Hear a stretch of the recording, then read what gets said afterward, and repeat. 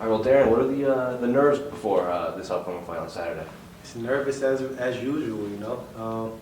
Just making sure I put the game plan to play. So, man, the nerves is nothing. The way I've been training, I really do this. You know, this is what we live for. So, I'm excited more than anything. You know, it's obviously a roller coaster. You know, I'm here to enjoy the ride, though.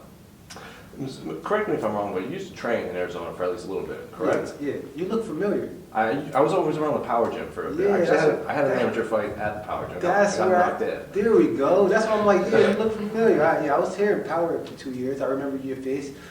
Training with Bader and CB Dalloway. That was where I started my career, you know.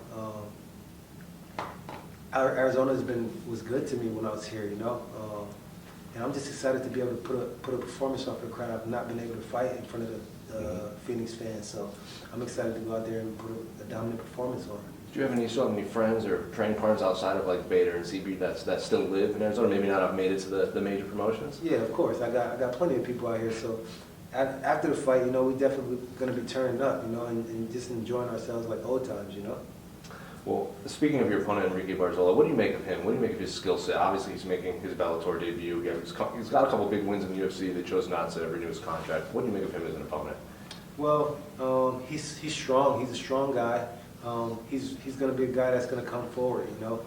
He's going to try to test me and put my ability to, you know, to the test. So I'm going out there to just dispatch this guy. You know, he's not in my league. Pretty much is what it boils down to. You know, he doesn't have the attributes to hang in there with me. So I think this guy's going to be done in one. Is there any sort of chip on your shoulder where a guy coming in from the UFC maybe wants to show that you're not on his level? He came from the UFC. He's coming to Bellator. You maybe hold that ship like, you think you're just going to come in and run over us. So you telling me this guy thinks he's going to come from the UFC into my home, over from Peru into my home, and just beat on me? It's not happening, bro. I'm going to defend my home soil, and I'm going to do it with style and grace.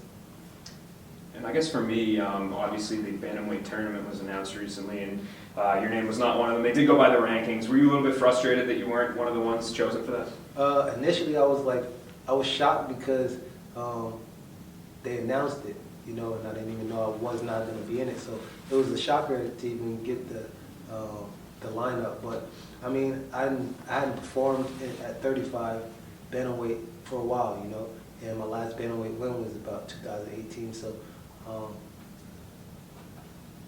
it is what it is, you know. Moving forward, you know, I feel like Bellator's gotten the ball rolling at the bantamweight division, you know, and really filled out that weight class and really has made it a household weight class here, which is why we can do that tournament, you know. I do believe it started with me, you know. I do believe I'm the standard here at Bellator, you know, in terms of the bantamweight division. So, you know, it's only going to get better from here, you know. And with a guy like me sitting on the outside looking in, you know, outside of the rankings, you know, you got to expect it to be a strong division. But at the end of the day, I'm not going to say people don't know what they're talking about, but I do believe I'm the best bantamweight in the world, and especially in Bellator. We saw at the last tournament with the light heavyweights, there were multiple fighters that ended up withdrawing, and there was alternates. I mean, you seem like the guy, obviously, if you go out there and do your business on Saturday, is that something that you would be willing to do, kind of be on call for stepping in if somebody were to withdraw? I would do it with open arms, you know.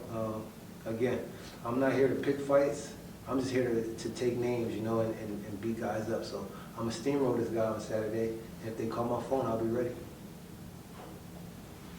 You were a really good NCAA wrestler. Do you follow college wrestling? And if Yeah. so, who are some of the wrestlers that you'd like to watch? Well, it's been a lot of focus obviously on my career, but NC State's always a tough team, you know, my alma mater. With the ACC being like a growing conference, you know. They've always done a good job since I left, you know, NC State. But not really anyone in particular, you know. I kind of just forgot all the names. Like when you're not in that field, you don't really remember the names, or, you know. But it's crazy because I still feel like there's like one or two guys still wrestling from when I was in college. Like, Guys. yeah, you always get like one of those guys that's like a 10th year senior, you know, and he's still wrestling. So I think I'm kind of out the loop there, but you know, I'm gonna be watching nationals come March. You know. Oh, yeah, I'm going to those, that'd be nice. Yeah.